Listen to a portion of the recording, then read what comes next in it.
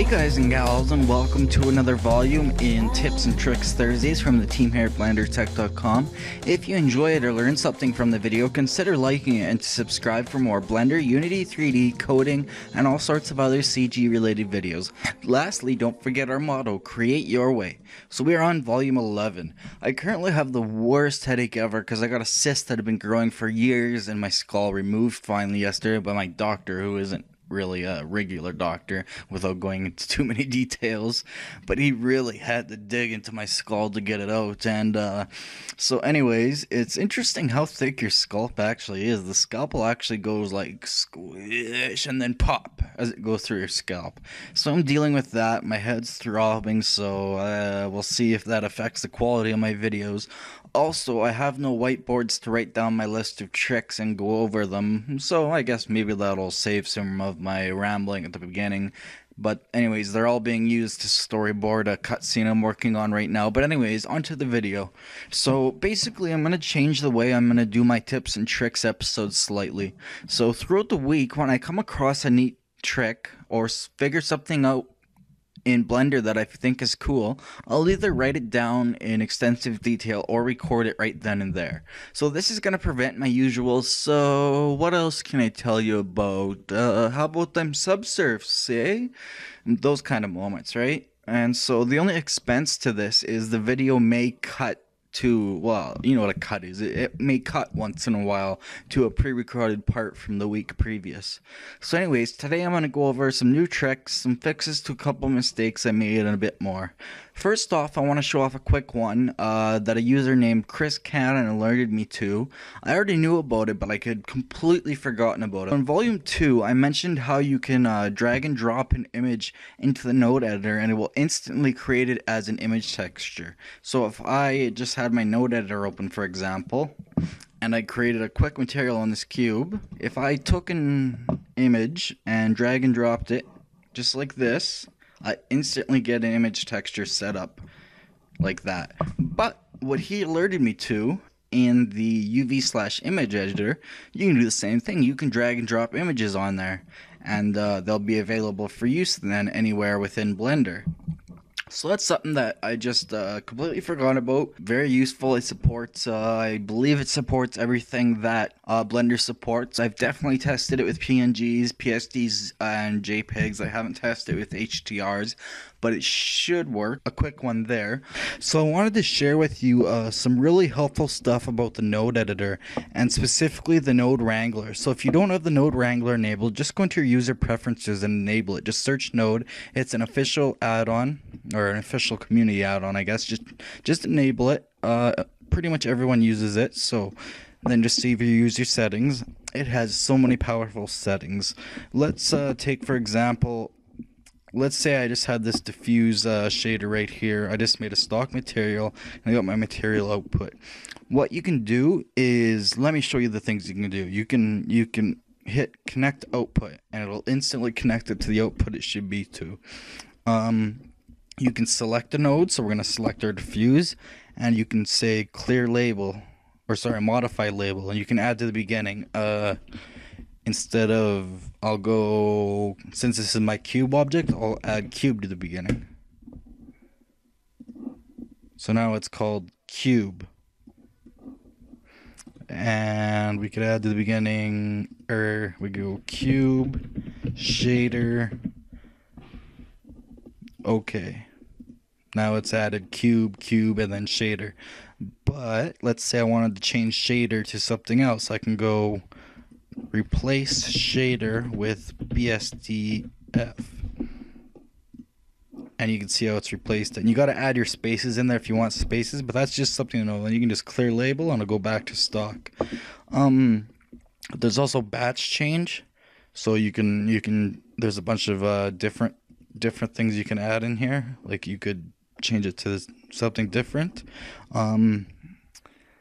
Delete unused nodes. So if that isn't being used and I hit that, it'll delete anything that's not being used. And you can also undo any actions with Node Wrangler. It's a very powerful script.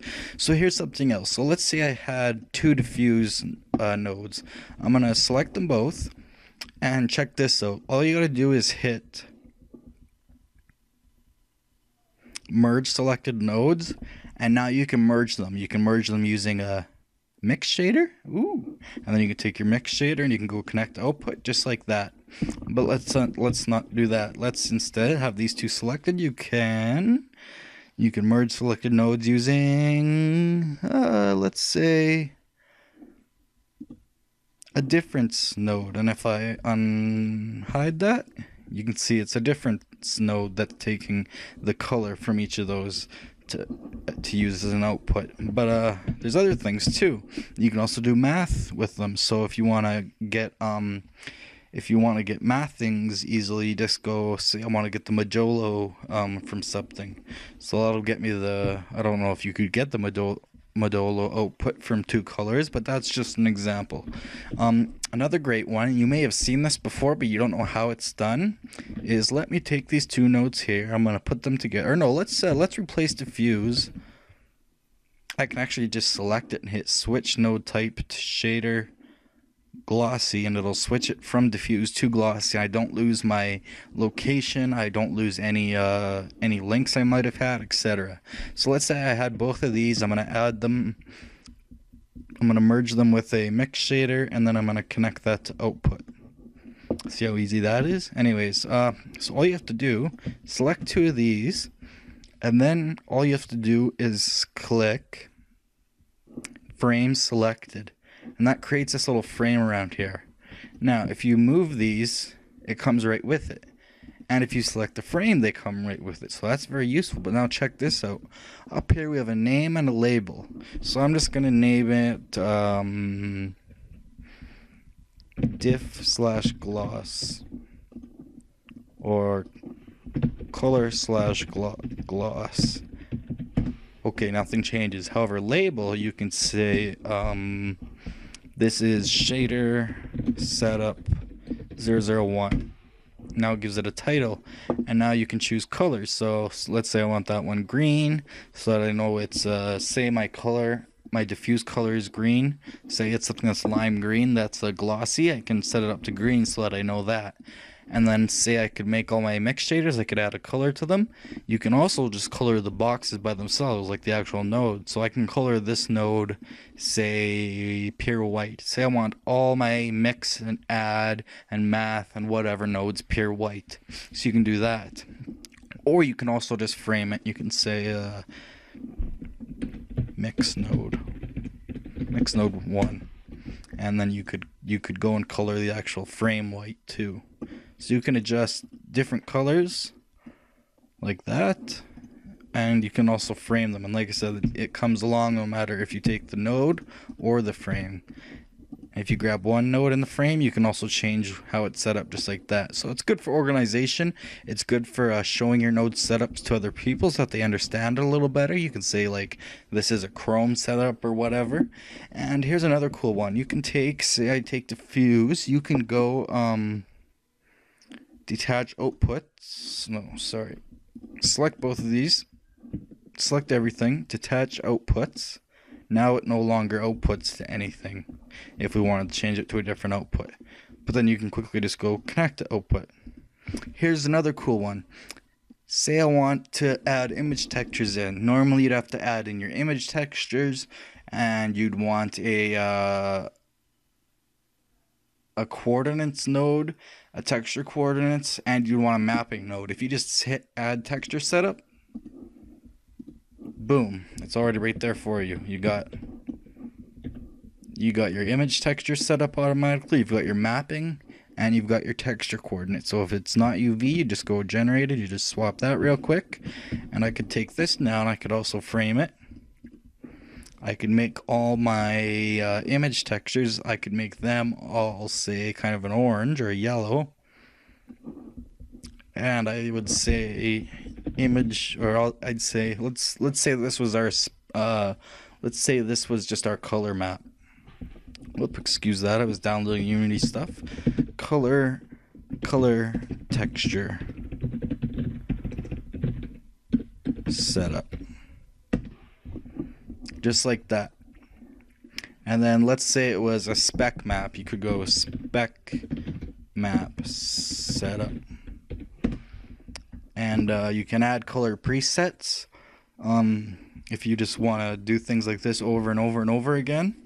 And so yeah, that's very, very useful. You can change the size of the label if it's too big or small for you.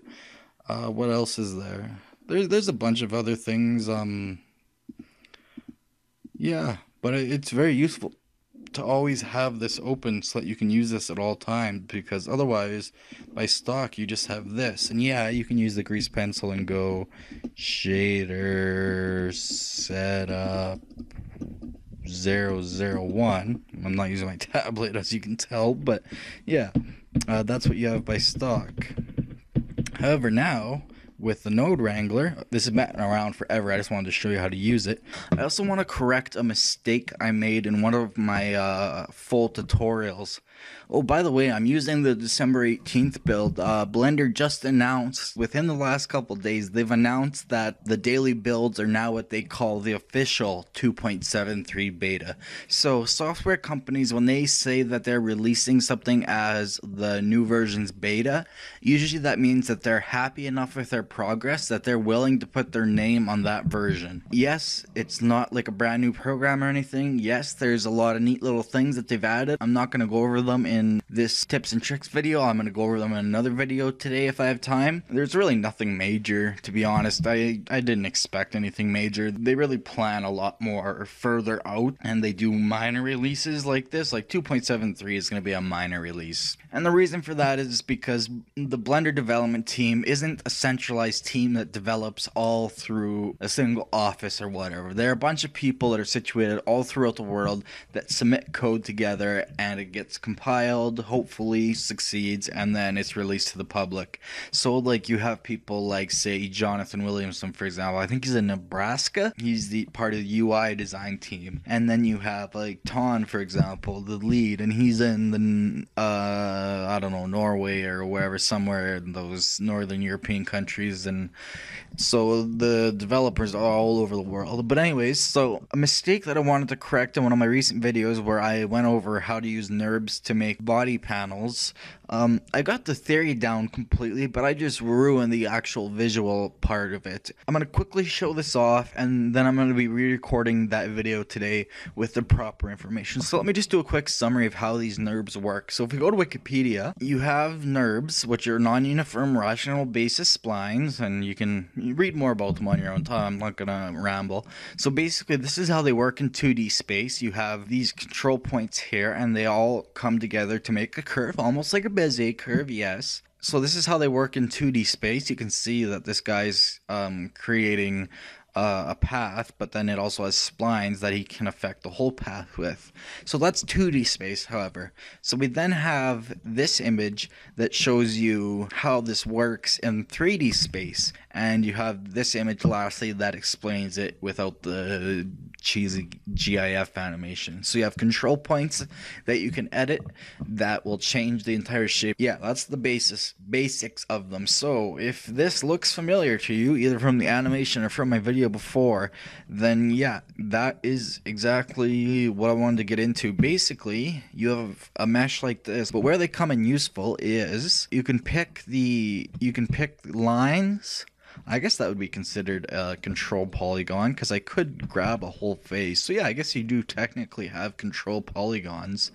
And you can also take vertices, and you can see how it really affects the look of the object. So like I said, this is great for doing vehicle stuff. I wanted to make say a fender. I would scale along the X really heavily, and then maybe I would grab this and bring it down along. You really have to play around with it. I know last time I said it's a trial and error thing, and I was corrected that it's not. But I know when I play around with it, I can get some interesting shapes. And again, I don't know all the math and the technicalities behind it, but NURBs can be useful for getting some technical shapes out very quickly that would be very, very hard to model otherwise. Yeah, let's say that was the shape of the fender I needed for a car I was working on, or if I really scaled this along the Y, I don't know, some sort of like I don't know, maybe it could be like a hood of, or not a hood, a roof of a car or something.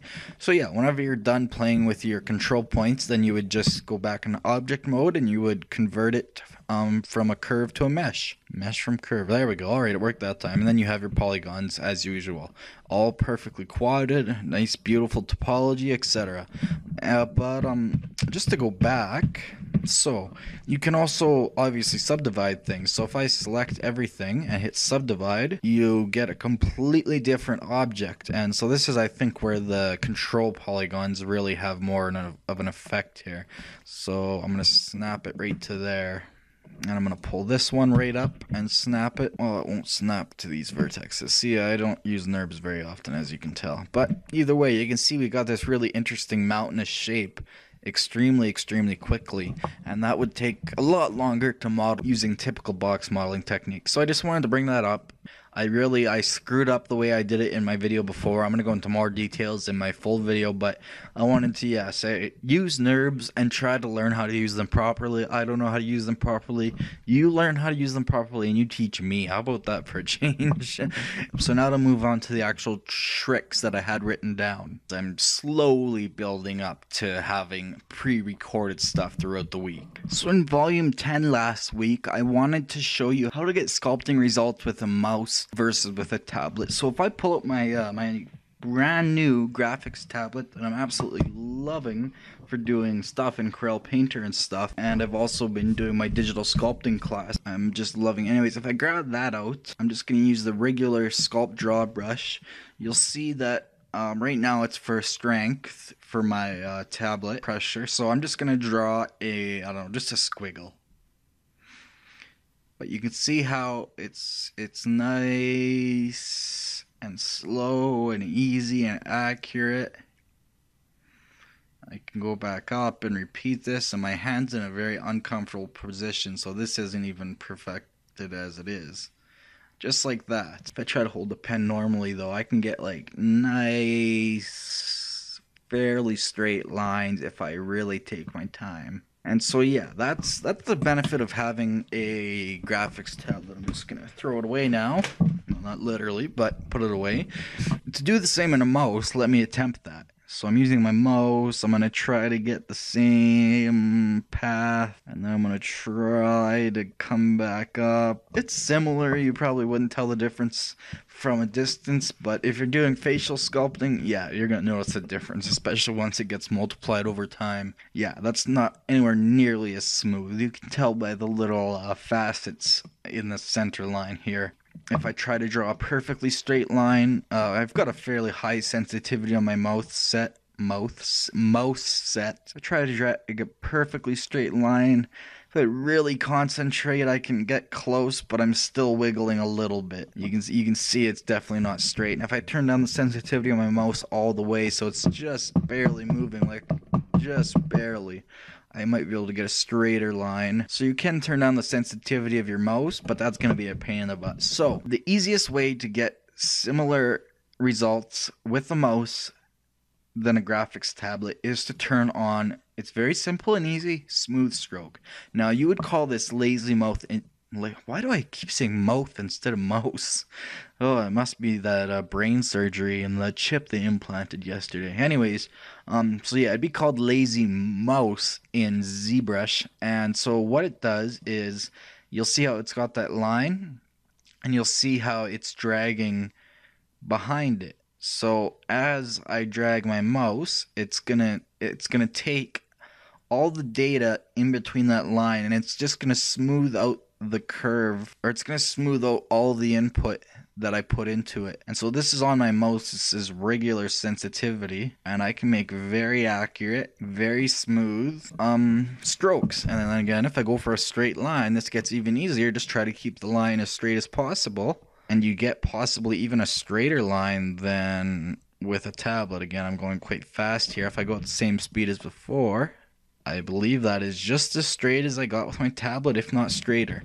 Now you can play with the settings, obviously. You can take the radius way up, and that's really going to allow you to really factor in where your mouse is going and where it's been. And so I could probably draw like an almost perfect circle. You get the idea. So yeah, it's lazy mouse in Blender, and so you just got to play with the settings a bit, and you can get very nice results. Turn up the input samples. That averages multiple input samples together to smooth the brush strokes. So let me turn that up, put the radius back to about stock, put the factor to about stock. We're gonna just crank the samples up to their max. Now it's gonna create those paths a lot more often. Just let my mouse do the work. Or I guess let the path do the work.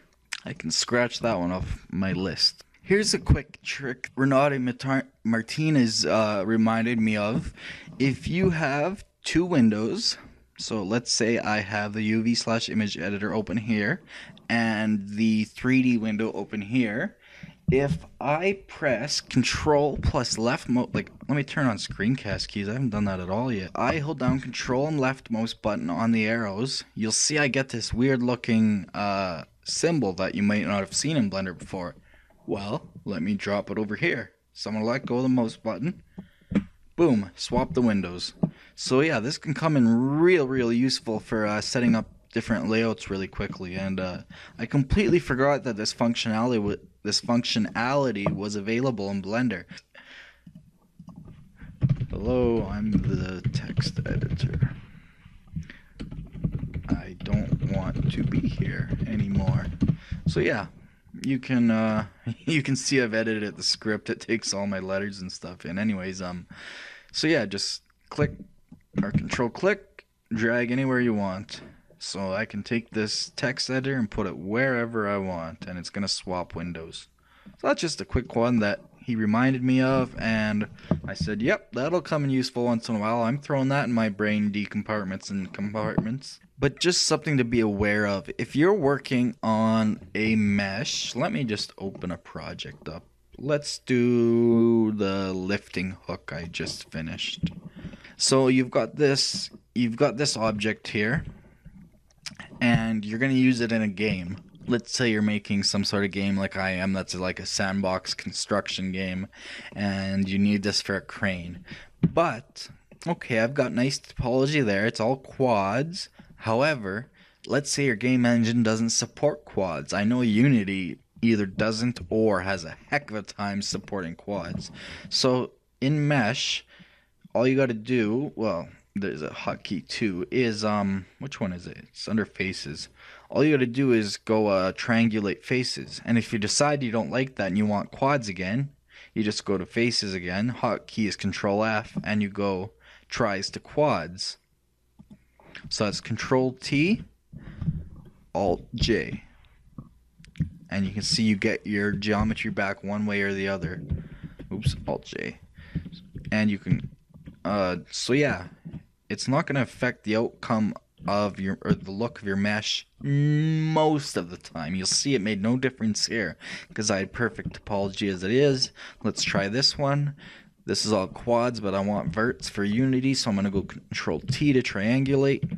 Looks exactly the same. Let's try this one because this one I really just hacked together and I haven't set it up even in quads yet.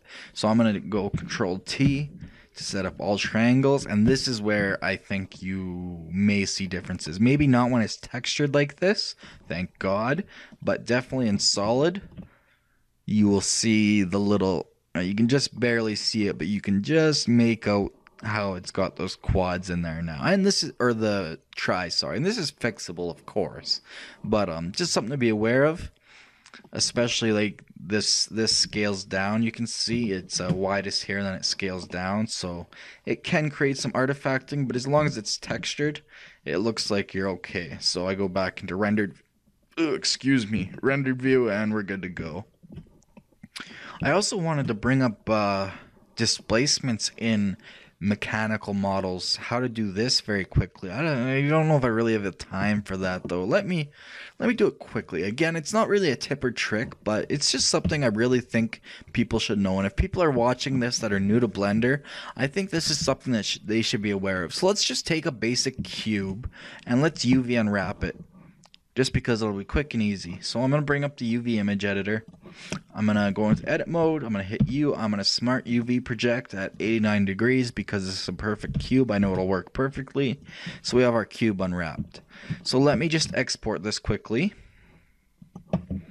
I'm already in my UV unwrap section. I'm just going to call this TT11. Whoa, okay. And I'm not even going to go into Photoshop. I am going to go into Paint. And what we're going to do is we are going to give the entire thing a grayscale color. So I'm going to take just a middle grayscale color. Geez, I haven't used Paint in a while. So we want right in the middle roughly. So somewhere around there. So what is it? 240 and 0. So that'd be 120 is the middle.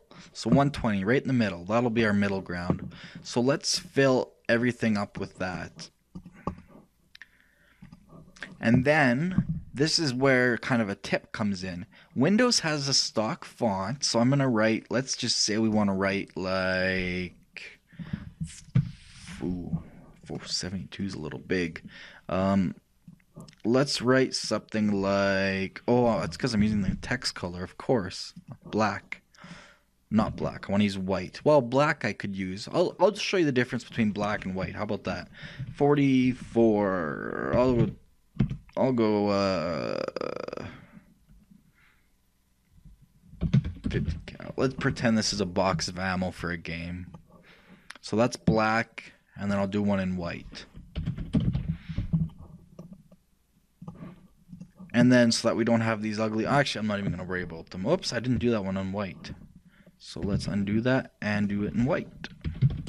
There we go. So I'm just going to resave the image and bring it into Blender. Again, if you know how to do displacement maps, just skip forward a minute or two. So we're going to go into our node editor now. We're going to give our cube a material. We're just going to leave it, say, the stock. It's an ammo box, so let's give it an army green. Okay, I got to zoom out, I can't see. Let's give it an army green.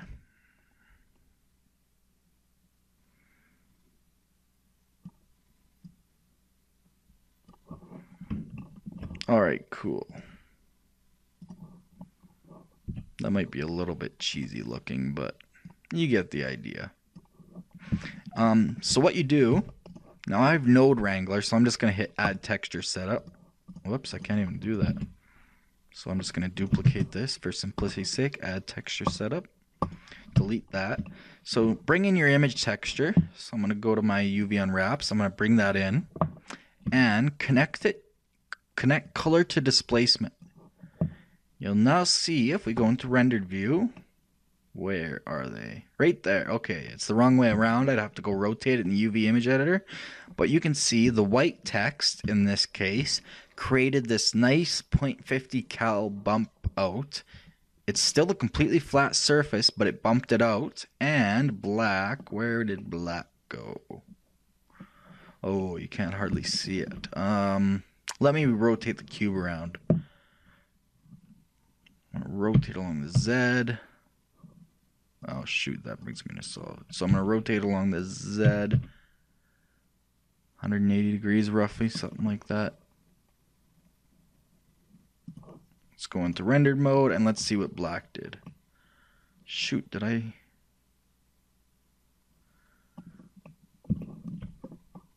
Which one is that? It's hard to tell.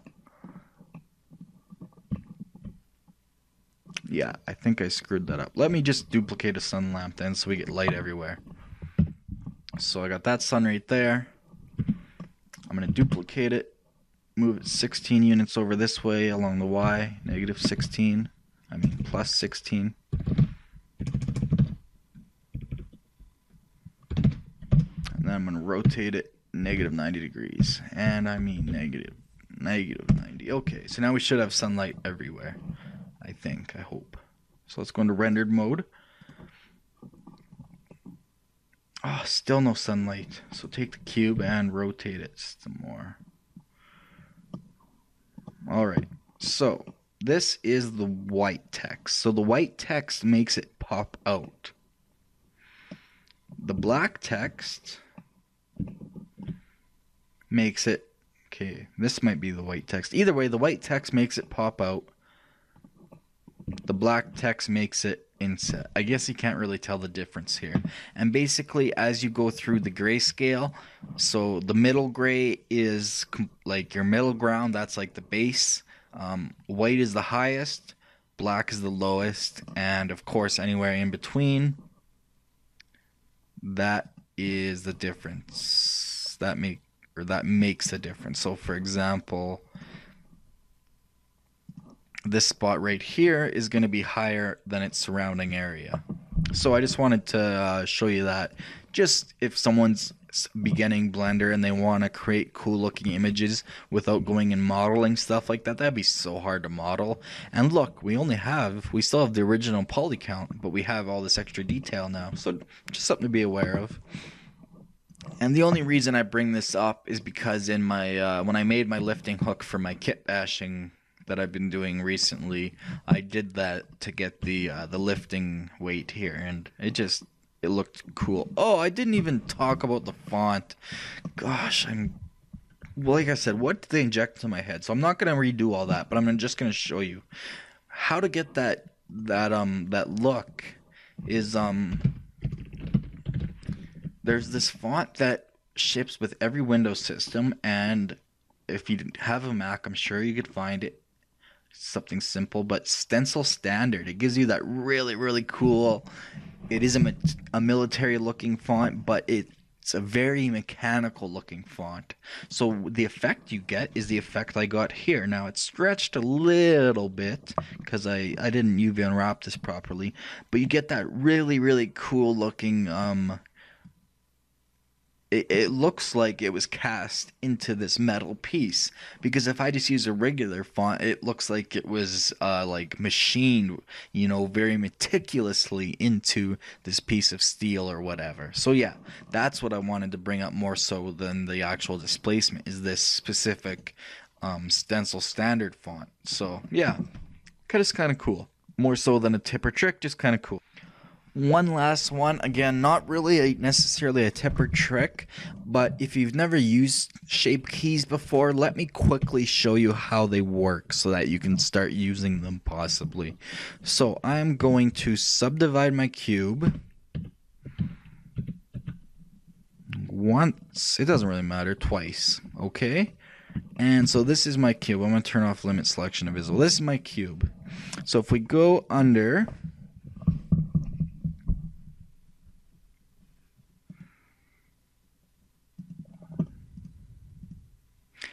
the data tab, which looks like some verts connected together, you have all these different things here. You have vertex groups, which I've gone over before.